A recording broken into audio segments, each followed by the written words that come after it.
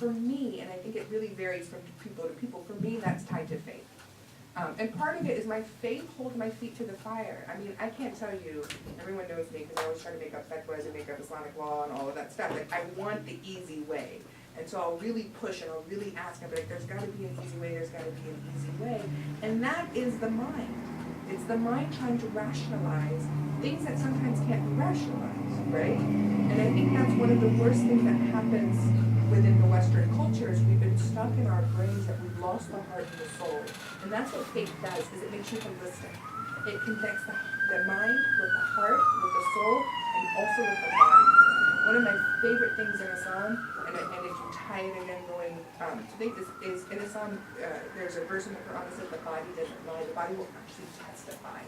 And a lot of Muslims look at it as the day of judgment, that the body will testify, right? I've had 5 back surgeries. I will tell you, my body was testifying when my life wasn't going right. It was yelling at me, it was saying, you need to change. And so when I look at faith and I look at what Islam has done for me, it has connected my mind, my Western education, with my heart, with my soul. And that final stage for me, when you think of fasting, when you think of prayer, is the body. And so it's a holistic compilation where you really get to know yourself through all these different elements. And then you can actually lean in and begin to change the global perspective. And I believe it's a shift. I believe it just happens naturally when you really do that work, and it's real work. I mean, I cannot tell you how hard and how uncomfortable that internal connection can be. But once you do it, you know, it's you know, I don't even know what to call it. It's divine. I mean, you become linked to the divine, and you really. I mean, we say it very casually, like "Tawakkaltu ala Allah," like I depend on God, right? But it is one of the most difficult things to really do, especially in Western education, because we're taught that we can control stuff.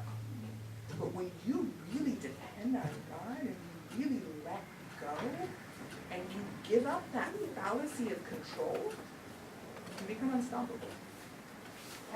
You know, and to build on what you're saying, I think the couple of themes that I think I would touch on too. One, conviction in your self-worth. And if you don't have that within yourself through anything else, let's say for whatever reason, your ego's been beat down, have it through believing and knowing that you are a creature that God created on this earth with deliberation, right? Mm-hmm. That is the way I've talked to some of my friends going through horrific things and really losing their sense of self-worth. Say, even if you don't have self-respect for yourself in this moment, because of your circumstances, you are a creature of God. And what are your responsibilities here? What are your capabilities? You can't just have been put here to be, right? It's to do. It's to help. And so coming at it from that angle, I think, is very important.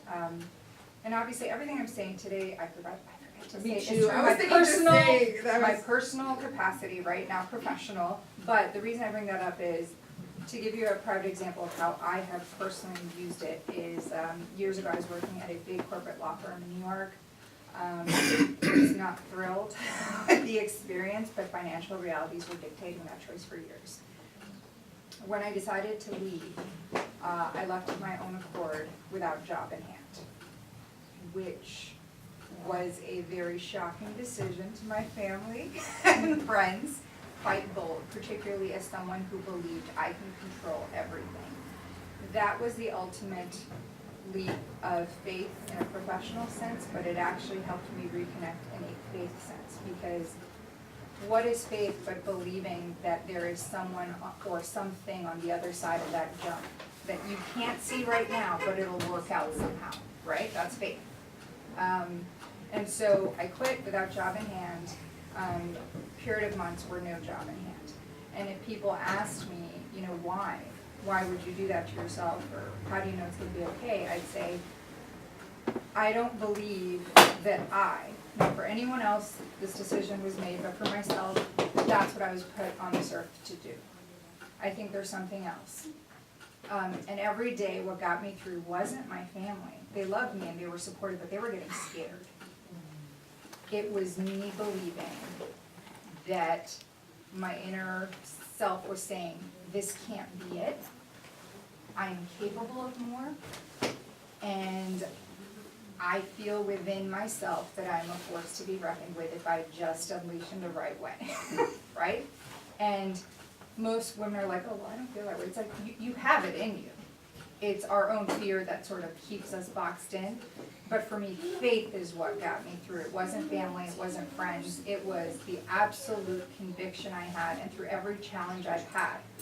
God has always, always tried to teach me and reminds me often I am not in charge. Things will happen. Lately I was in an Uber and there was a young hijabi woman telling me that she stopped wearing hijab because she was scared. And I said, you do you, you've got to do what you need to do to feel secure. Once she left the cab, the driver was sort of saying, you know, oh, I think you did right, God's going to protect you. I was like, well, God's protection doesn't mean bad things are going to happen to me. I think one of the big things that touches on this is, what do you think your purpose is here? If it's to just lead a happy-go-lucky life and be, that's cool. Your belief system is going to be tested hard. If your belief is you're here to be tested and grow and help, then bad stuff's going to happen, and that shouldn't shake your faith. Your faith should still be like a spinal column, that no matter what's happening around it, it stays firm and true and helps you through. I don't know if that touched on everything, but. And I mean, I don't know what you say. I mean, I feel like, yes. But one of the verses that I really, really find, there are two verses that I find solace in, and one of them is, you know, like, be careful to hate something that's good for you, and to love something that's bad for you. Yeah. So I always remind myself, I may not know the difference, you know.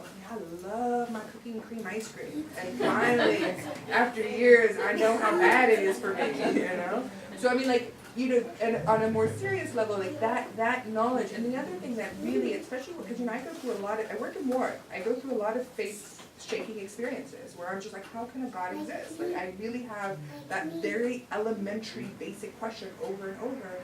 My other favorite verse is, and what of your signs will you deny? What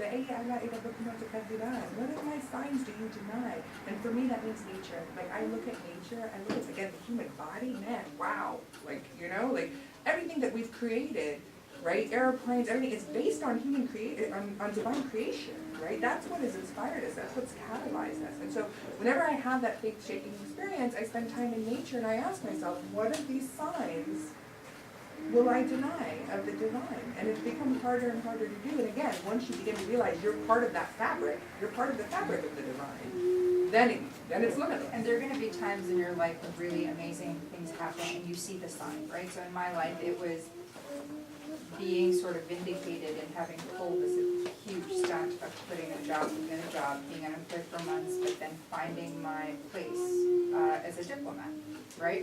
And everyone's like, oh, well, that worked out. No one remembers what I went through.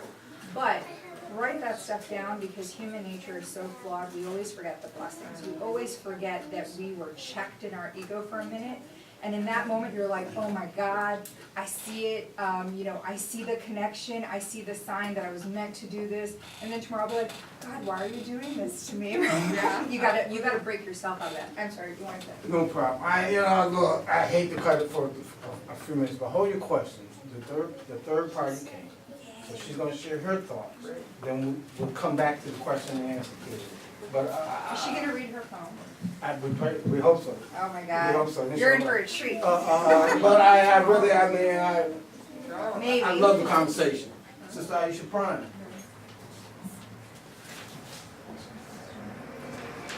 Oh, she was coming. She's in here somewhere. Sister Ieasha Prime, you're being paged. This poem gave me goosebumps when I heard it. As well as hers. You're As well as their thought. You're gonna do your poem, right, Islamic? yeah, you can demand. I actually didn't have to hear. It's on Karama's website, though. Oh, right. The video is. Go see it. Alhamdulillah. But I appreciate, that's so common. You remember my home. I do. Bismillahirrahmanirrahim. I first want to just thank you so much, Brother Amir, for having programs like this, you know, where there are opportunities that we can actually discuss the role, the history, the place of Muslim women, and give that some context, because it's extremely key and it's extremely necessary in our time today for multiple reasons.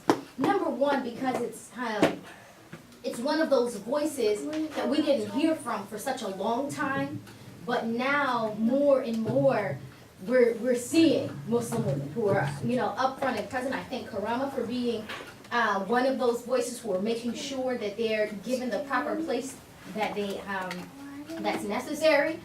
And other organizations, of course, you have the Linda Sarsour, we could just go countless and countless, Marjorie Aziza Hill, for those who are representing women in their proper light. So I actually would like to back it up a little bit and go in talking about Muslim women. It's extremely important that we first examine, what does Allah, right? What does Islam teach about women, right, from the beginning? Because this is something that is something just very, very dear to my heart in terms of the Islamic teachings of women, because uniquely, it's something that we just don't hear a lot about. We hear about what her role is and what she's doing today.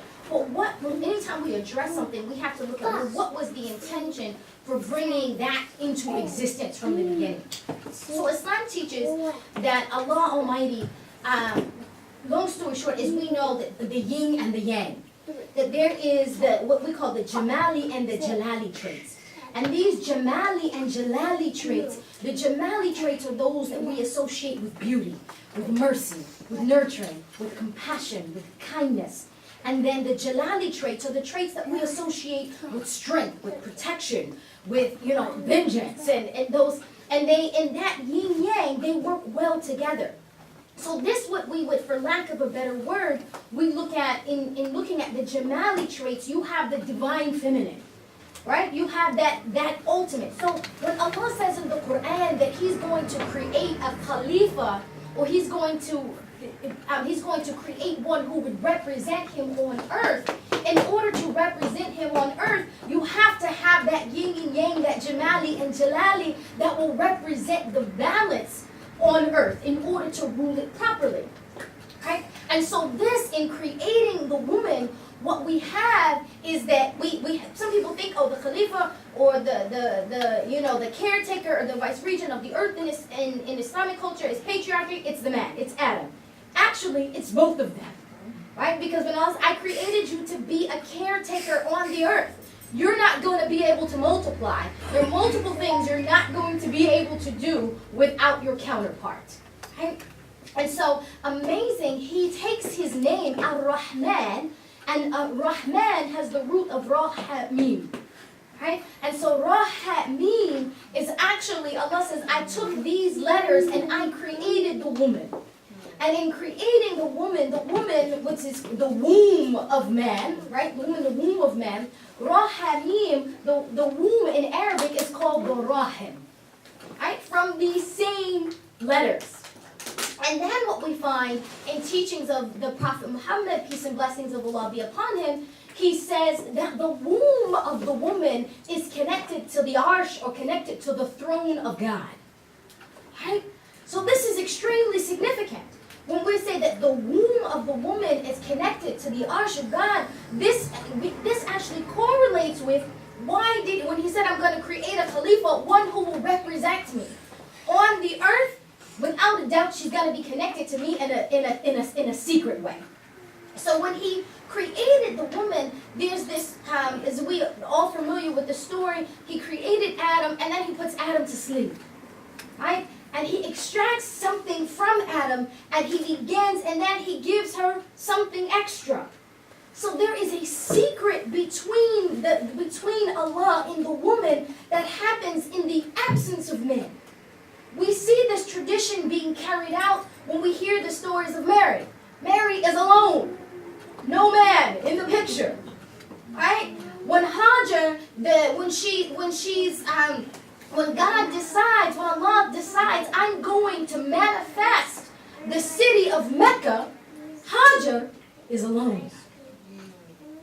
Right? She's standing as a woman, and it's because of her divine choice. It's because of her choosing to say, I'm going, if this is where God has put me, and we can focus a little bit more on the details of the story for those of you who aren't familiar. Long story short, Abraham is ordered to bring her to this land. He doesn't know where he's going, and she's with him. And then he goes up mountains, down mountains, through valleys. He gets to this barren land. Amazing.